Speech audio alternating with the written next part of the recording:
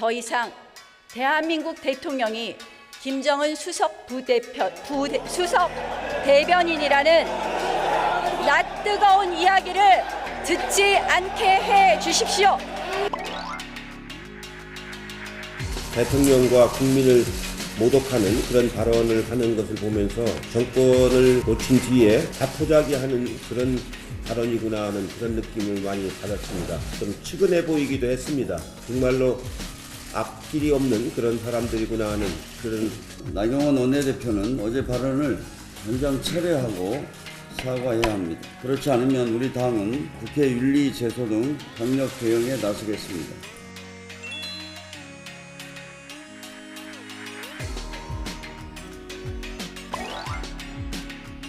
김정은 수석 대변인, 이런 이야기는 이미 블룸버그 통신에서 쓴 표현입니다. 뉴욕 타임즈는 그보다 훨씬 더 심하게 수석 대변인보다 더 넘어서 에이전트라고 그렇게 표현하는 것도 있습니다. 이러한 조직적 방해를 지휘한 이해찬 당대표, 홍영표 원내대표 윤리 제소를 의총에서 결정했습니다.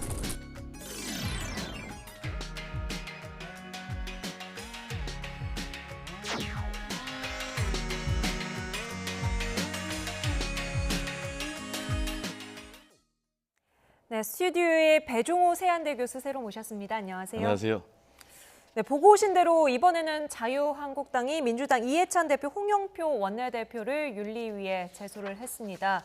그동안 윤리위를 내내 제대로 안 열어서 원성을 사더니 이제 서로 당끼리 원내대표를 맞제소하는 상황이에요.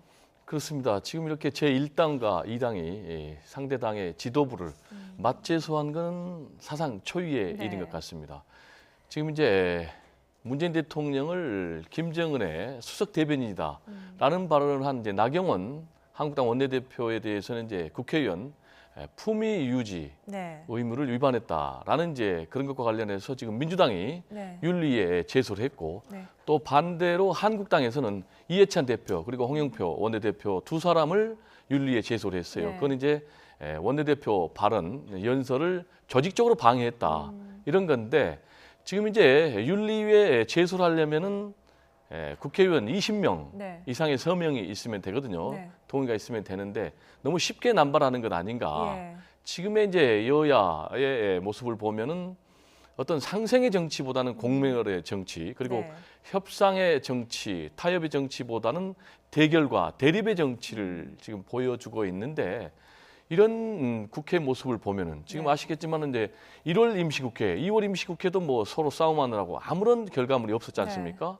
그래서 상당히 국민들 입장에서는 답답하고 네. 참 우리 이 국회의사당 정치 수준이 이 정도밖에 되지 않느냐라는 그런 자괴감을 가질 것 같은데 어쨌든 이제 총선이 앞으로 1년 남았기 때문에 주권자인 국민들이 총선에서 눈을 부릅뜨고 네. 심판해야 된다.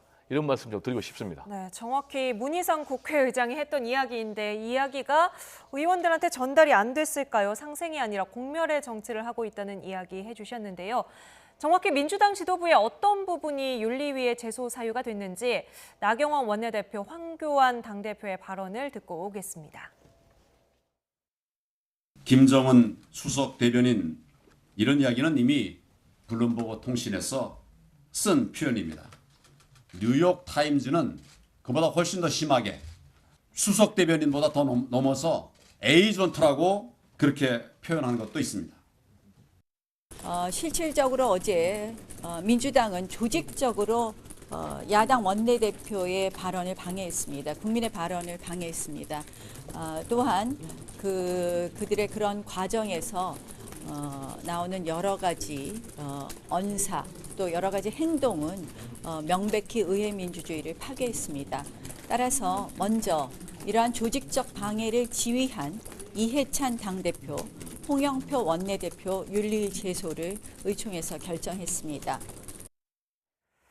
네, 민주당 지도부가 조직적으로 방해를 지휘했다라는 자유한국당의 입장 어떻게 좀 보십니까? 뭐 일단은 자유한국당 입장에서 보면 맞불 작전인 거죠. 그러니까 나경원 원내대표의 발언에 대해서 사실은 이제 이해찬 대표가 국가원수 모독죄 사실 없는 죄입니다.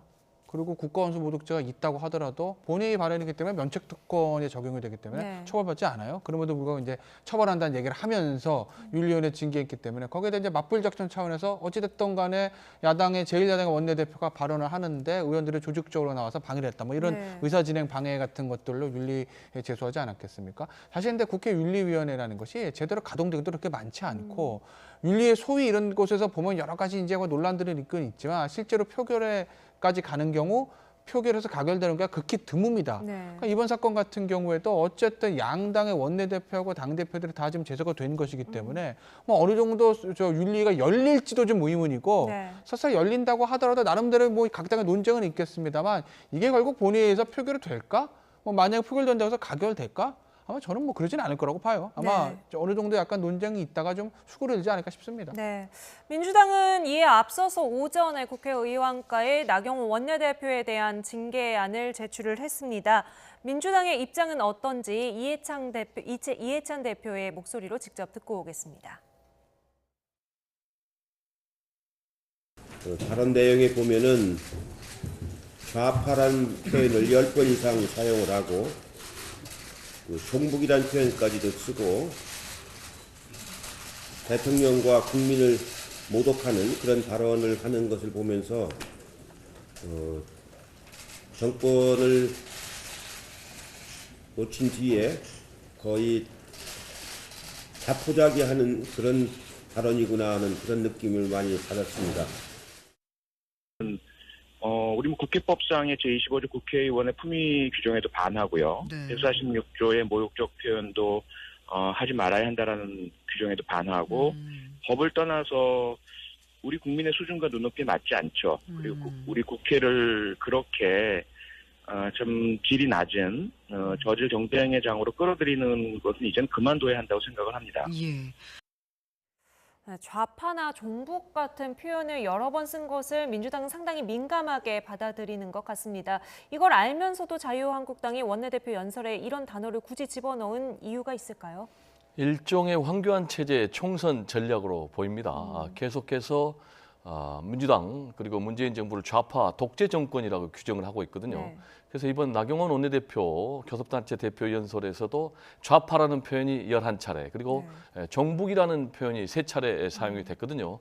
일종의 이제 색깔론으로 네. 좌우 대결로 몰고 가겠다 이런 계산으로 보이는데 제가 볼 땐 퇴행적 정치 행태가 아닌가 이렇게 생각이 들고요. 네네. 그러면서 좌파 정권의 포로다라면서 구체적으로 미세먼지 그리고 탈원전 문제, 네. 그리고 4대강 포 해체 문제 이런 부분까지도 좌파 포로 정권의 증거라고 얘기를 했거든요. 그런데 원전 문제 그리고 미세먼지 문제 이런 것이 과연 좌우의 문제인지 제가 좀 굉장히 좀 의아하고요.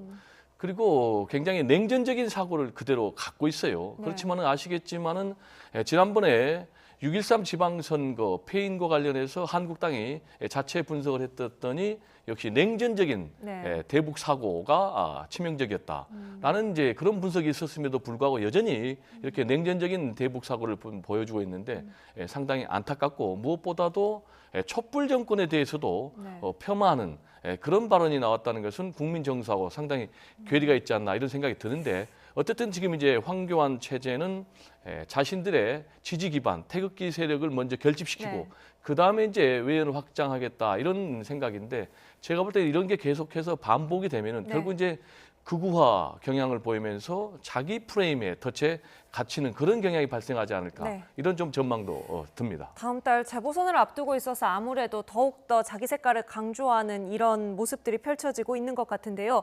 앞서 보셨지만 표창원 의원이 오늘 라디오 여러 군데 나와서 계속해서 민주당 입장을 대변을 했거든요.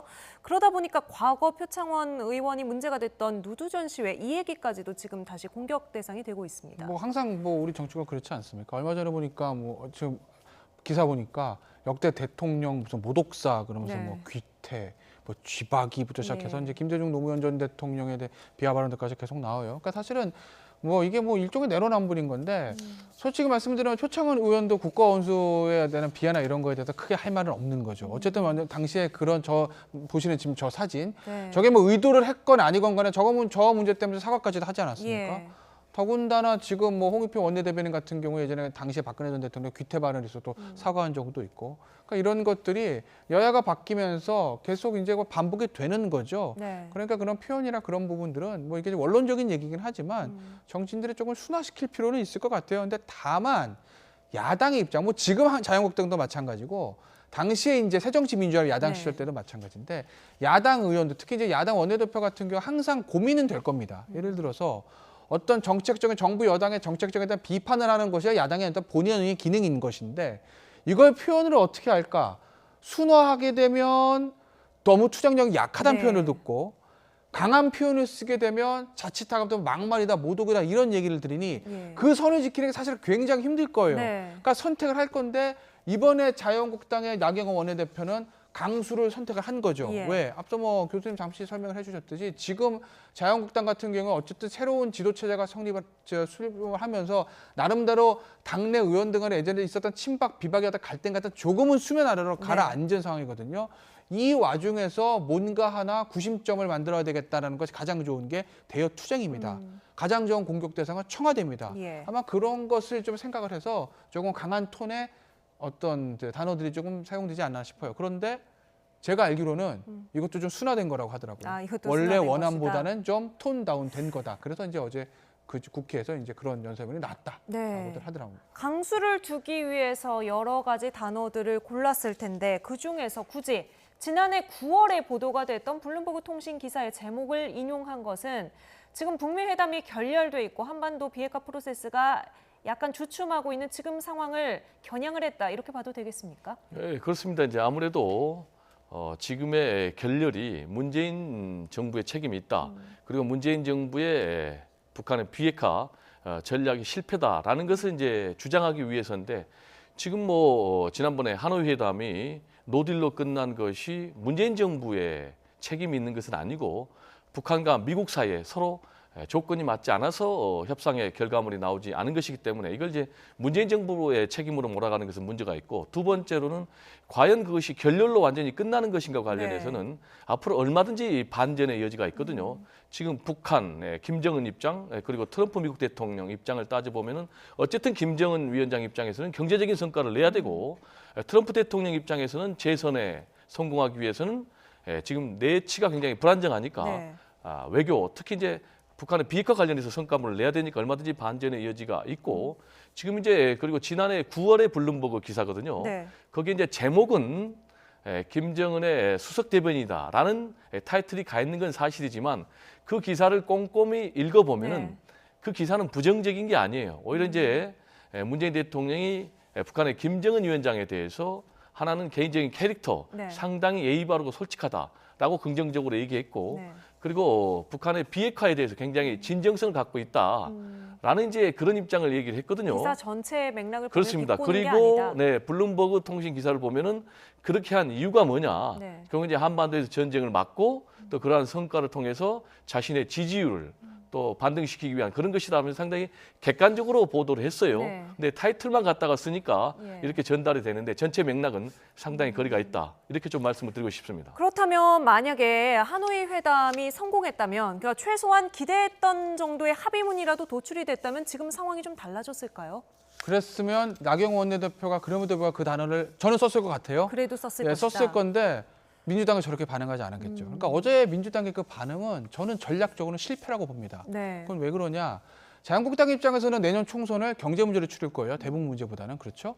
그거를 막기 위해서 아마 정부 여당은 대북 문제를 가지고 총선을 치를 생각을 했겠죠. 왜냐하면 하노이 회담 전까지는 그래도 어쨌든 나름대로는 뭐 좀 정부 입장에서 잘 풀려왔다고 자평을 하고 있었던 것 같으니까요. 그런데 하노이 회담이 어쨌든 뭐 물론 앞일은 모르니까 잘 될 수도 있지만 현재 시점에서는 잘 됐다고 볼 수는 네. 없는 것이거든요. 이 상황에서 자유한국당에서 수석 대변인 얘기를 하니까 사실 발끈하고 나오는 거죠. 어떤 초조함이 면에서 좀 보면 나타났다. 그렇죠. 만약에 하노이 회담이 잘 끝났다고 하면 수석 대변인 얘기해도 그래 니들은 그래라. 그래도 이건 잘 끝났어. 우리 원하는 대로 이 남북 화해 프로세스는 계속 될 거야. 라고 그냥 여유 있게 볼 수 있었을 텐데 그게 안 되고 지금 남북 관계마저 좀 북미 관계가 마저 꼬이기 시작하니 그거에 대한 반응이 저런 격한 반응 나온 건 아니겠어요? 네. 그런데 제가 이거 왜 제가 전략적으로 실패라고 보냐면요. 이게 대중과 언론은 심플합니다. 왜 우리 왜 콩끼리는 생각하지 말라고 하면 코끼리만 생각한다는 예. 것이 아니겠습니까? 어제 이제 나경원 원내대표 저 발언에 대해서 민주당이 크게 반응하지 않고 지나갔다고 하게 되면 오늘 이 자리에서 우리가 저 얘기 할 리가 없습니다. 예. 근데 민주당이 저렇게 강하게 반응하는 바람에 문재인 대통령, 김정은 수석 대변인 이 단어만 어제 오늘 정치면에 지금 뒤엎고 있거든요. 네. 이게 과연 민주당과 청와대에게 도움되는 것이냐? 네. 저는 전략적으로 좀 미스가 있었다. 차라리 그냥 넘어가는 것이 낫지 않았을까라는 좀 생각을 합니다. 네, 민주당의 전략적인 조금 판단 미스였다라는 말씀. 15년 만에 지각 개회도 속 터질 일인데 이런 식으로 지금 서로 양당이 맞재소 사태로 지금 번지고 있습니다.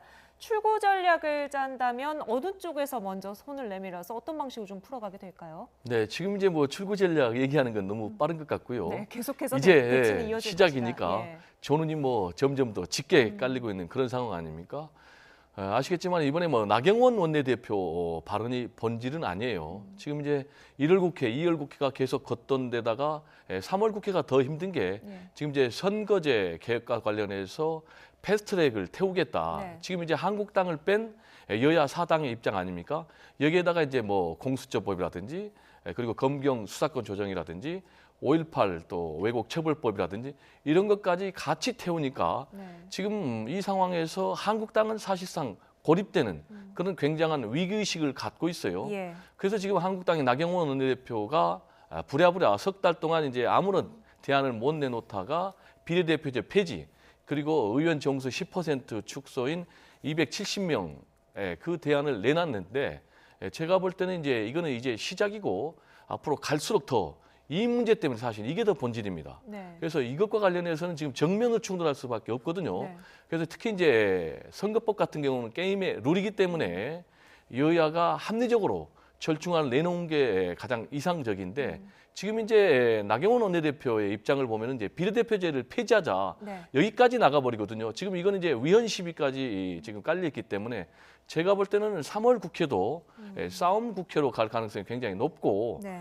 이것과 관련해서 굉장히 국민들이 안타까운 게 과연 정치권이 국민을 걱정해야 되느냐 네. 아니면 국민이 국회를 걱정해야 되느냐 이 문제로 상당히 국민들 3월 달도 마음이 무거운 날이 계속될 것 같습니다. 네. 뭐 정치적인 전략이라고 하지만 전략을 세우기에 앞서서 국민이 최우선적으로 들어 있어야겠죠. 두 분 오늘 뼈아픈 말씀 해주셨습니다. 지금까지 김태현 변호사 그리고 배종호 세한대 교수와 함께했습니다. 두 분 오늘 말씀 감사합니다. 네, 감사합니다.